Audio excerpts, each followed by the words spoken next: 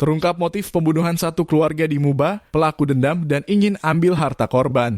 Pelaku pembunuhan sadis yang menewaskan satu keluarga di Kabupaten Musi Banyuasin berhasil ditangkap oleh tim Opsnal Unit 4 Subdit Jatanras Polda Sumsel. Pelaku yang bernama Eng Prasa ditangkap di Provinsi Jambi setelah diburu oleh petugas selama 9 hari. Pelaku diketahui merupakan rekan dari korban Heri, salah satu anggota keluarga yang dibunuh.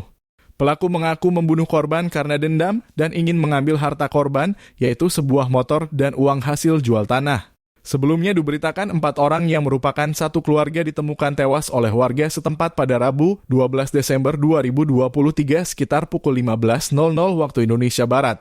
Keempat korban adalah Heri berusia 50 tahun, Jurai istrinya dan 2 anak mereka, Aurel berusia 5 tahun, dan Marcel berusia 11 tahun.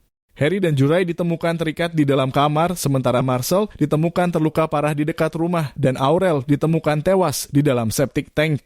Ikuti sumselupdate.com untuk mendapatkan informasi terbaru.